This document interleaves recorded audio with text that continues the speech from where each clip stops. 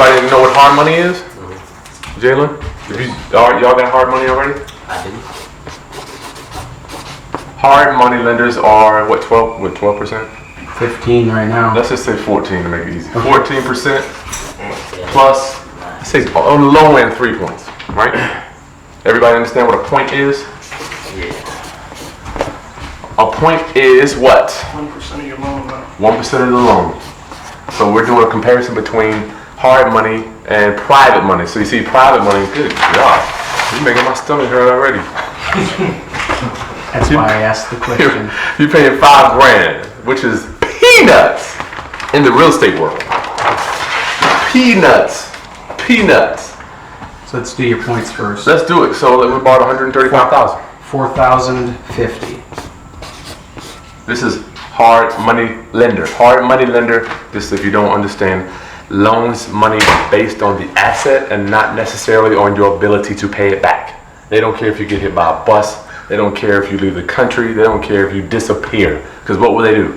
Come take the house back. I love the word foreclosure and take.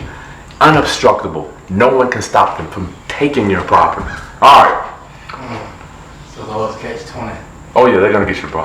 3 point. What is this, Smitty? 4,000. 4,050. So look at that. We've already the points on private money is almost the same as the entire deal. Cost of money, guys, is a huge leg. One of the pillars of financing. One of the pillars of real estate financing. Good Lord. Okay, so let's say we kept that money for 6 months, Smitty, at 135,000. But your annual interest would be 18,900. APR is. I'm gonna round up to 19,000. What was it? 18,500? 18,900. No, that's 9. That's Yeah. 19,000. So this is at 14%, 135,000. Wow. So divided by So your monthly is 1,583. monthly 1,000. I'm gonna make it easy for me. Shit. And then times 6, 9,500. 9,500. So usually, wow, shit. Double. Usually your hard double. Yeah, that's triple. This is triple. Well, I'm just 1,300. we had 7% at private money. Yeah. And 14% at hard money. That double is right. Yeah. Well, don't forget you got this too, though. Yeah. So, guys, if you can, you're coming in. I just can't imagine where my life would be if I knew what private money it was from the start. From the start, dude. I probably wouldn't even be here. So, also hard money. Don't they typically only lend for 6 months? Yeah, 6 months. Then that's why you get an What extension. if you need an extension? Extension is usually 2 points. That's So you got another 1,800 in points. 2,000. Oh well, hold it. More than that. Let's say it's 2,000. Yeah. Yeah. Well, 135 times 2, 2,600. 2.6. So you see the difference, right? So the cost of money is going to make or break your deal, and it will determine how much you can offer. That's why we're using hard money. Remember when we went back here? You got to be a lot lower. What was it? Next page back. Oh, darn. 3 pages in. We went, hard money was 0.7. See how the hard money? This is another reason I can beat out a lot of guys using hard money. Whose offer is higher? Yeah, yours much higher. Shit, I can pay way more than you. Yeah. I can pay way. If you go out there and use a mic or whoever, and no, this is Mike. If you're watching this video, I love you. I'll be that. I use your money when I can. I use your money when I can. You can laugh, Smitty. Anyway. Go. My question is, especially like being new to the game, how do you find private lenders? I mean, you know what I'm saying? How do you find private starting out here? What I will say, I don't necessarily think that I want you using private money yet. I'm not saying it's nothing personal, but I want you to have something called a second-eyes opinion. All right. So if you go and do the deal, Teddy, I don't know if I necessarily trust, not you personally, but a Teddy coming in with grandma. These people here, these guys, the man that loaned me this 75 and this 60, he's retired military. He's a truck driver. They don't see the house. They know Chris Haskins is going to take care of it. Now I don't know if once again I want to preface this, but I'm not picking on you, but a newbie what's going to happen if the deal goes bad, right? So the hard money lender will verify that you have a bona fide deal. These guys, they're counting on your expertise, all right? So it's not bad with mixing the two. So say, for instance, if you had to raise 135, so you did like maybe 60, 70 on hard money and another 60 on private money, mixing them up. So that way you got your secondized opinion, a little higher, but you still got the lower interest rate on the private money. But getting to your question, warm market, my friend.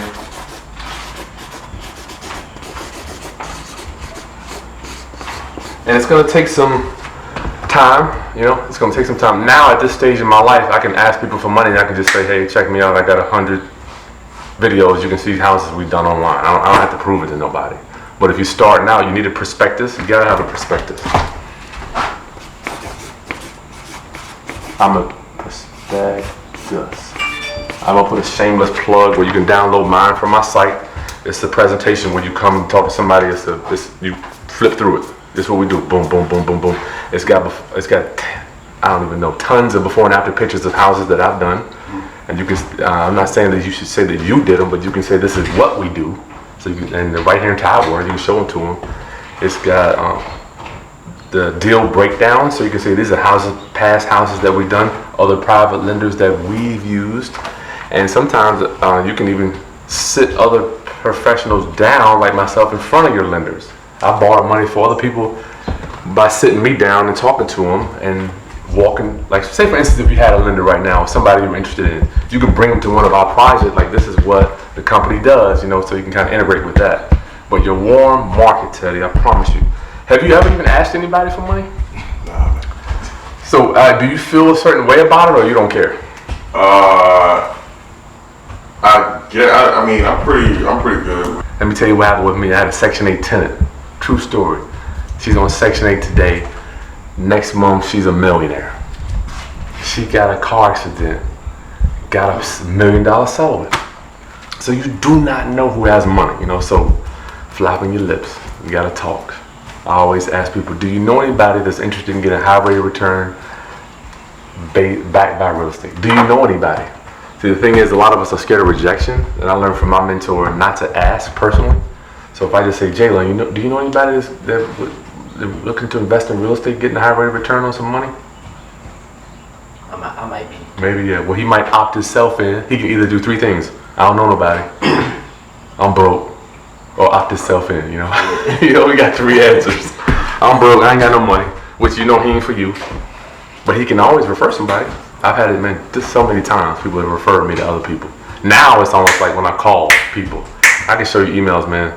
People call to give us money, my friend. It's amazing how much more, I'm telling you my mindset, there's way much more money in the market than you could ever use. We know that, right? It's much more. It's way more lenders than there are savvy borrowers. Way more lenders. They're looking for guys like you. They're looking for you to be that tool, that sharp tool to get the money working. How are we finding them? Warm market. Talking to people, man. Do you know anybody? Hey, you know anybody interested in getting a rate of return, investing? You'd be surprised. Start there, my friend. That's what I did. When I did that, then I had a friend.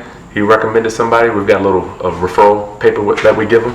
And we give them a treat if they were, okay, when someone loans you money, after they loan you the money, you give them a piece of paper that says, listen, here's a $200 gift card to whoever for every name you put for somebody that might be wanting to loan money, right? So then you got 10 more names and go down the line like that. That's a good question, brother.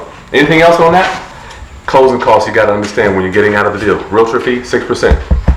We've got a realtor that we work with, gives us a flat rate so we can cut out 3 of that. But when you sell, we got seller's realtor, 3%, and buyer. You have to remember this stuff. Buyer, realtor. It's getting hot. So we're the seller. When you go in, you have to remember that you have to sell it. So 3% of 260 was 3% of 260. 7 to 8. Whew. A lot of money in it. Y'all be surprised when I see those HUDs sometimes. I'll be like, $7,000. Trying to save as much as you can. So we got 7,800 on both sides. So when you're selling, we have a realtor and the buyer has a realtor. They come together, which is crazy. I mean, it's another thing that needs to be. Let me be quiet. I don't want to offend nobody. But what we can do with our side, we can save this by using something called a flat fee agent, a flat fee broker, flat fee broker. Let's say she charges $500. So in this instance, we are just saving us $7,300, right? So we're saving $7,300 on the sale, but we have to pay this $500 up right now when we list it with them. When we sign the listing agreement to put it on the market, we have to give her a check for $500, whether the house sells or not. She doesn't care. They do no work. They do nothing. They don't even give you a sign, a lockbox, no paperwork. You have to do all the work. You have to take the calls. You have to negotiate the contract. So if you're new, you probably can't do this. But as you get seasoned, you're gonna get a relationship. And if you're in the area, we will refer you to somebody. Let's define what showing a house is. Right. Showing a house is, it could be one or two things. It could be one agent walking around with the buyer, making them happy. That could be showing a house. In my world, showing a house is lockbox on the door. You get the code, you go in, call me when you're ready. That's in my world, and it doesn't have to be for everybody. But we stage it. See, the magic is when you stage it, then you get the people to stay when they get in. The staging, in my opinion, is irrelevant. All I want to do is make sure when they come in, they sit down. Because 9 times out of 10, your competition, they're gonna walk through. Okay, let's go. But when you stage it, whoo, man, I've seen it. I've witnessed it. They'll come in, and you give them a clipboard they can put their listings on. You put that couch there, brother. They sit down, they start talking. 10 minutes go by, 15. Go ahead. Oh, yeah, they start looking. They sit down, man. You got that TV, got some candies going. But we sell them. Yeah, they sell on a week, brother. What do? We leave people, places, and things better than we first met them. That's what I'm doing here right now. I want to leave you better than you are. I want to leave you with something that you can go and take.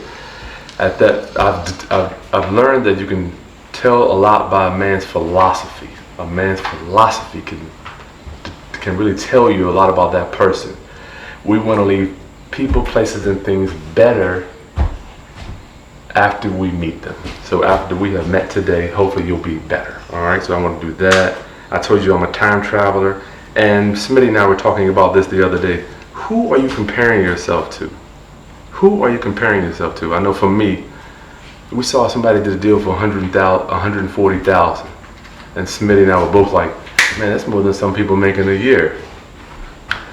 We are comparing. I still do it myself. I'm comparing myself to a yearly worker. We're still, I think it's in all of us. We all think 140, it sounds like a lot on one deal, but I know people that make $140,000 a month, and I know some men that make $100 a week. I know men like that personally.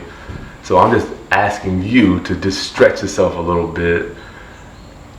And who are you comparing yourself to? If you think 140 is a lot, then it will be, as opposed to 140, all right, that's a cool payday. Let's move on to the next one. It's a mindset. For me, I have to get out personally. I'm thinking, I'm always comparing myself to the $20, $30, $40 an hour job. I'm like, okay, if I make this, I'm doing okay. I'm not doing the 20, I'm not there. I have to just maintain, like, damn, I know guys making $1,000 an hour. So I have to stretch myself too. So when you're thinking about how successful or how positive or how much you need to push yourself, try to compare yourself to possibly people that can pull you up instead of you getting pulled down. All right, that's all I have for you. I wanted to leave you. Guys, thanks for coming out. Go ahead, Smitty. I got one thing. Go ahead, come in front of So, no, stay right there. Oh. So this morning, and I'll show Jalen's shirt as well. This morning we stopped at Chick-fil-A. This is a business tip. I'm guilty. I'm not doing it. Chris and I are sitting there, and he's got this shirt on. And the guy comes over. He's like, "Are you a real estate investor?" And so that shirt started a conversation. This other guy's a general contractor. He is also a flipper. And he's doing about 20 houses a year. Been doing that Cash since buy. 2003. He was begging us, he was like, dude, I got cash, I need a deal. I need a deal. You got any deals? I'm like, this is crazy. We're sitting here. The universe, I don't know how it works. If you put a certain message out there, the universe will make stuff just stick to you. It's really cool. All right, please walk through. If you got any questions, we'll be here for a little while longer. Thank you so much for coming. And let me get a quick picture with you if you don't mind. Cool.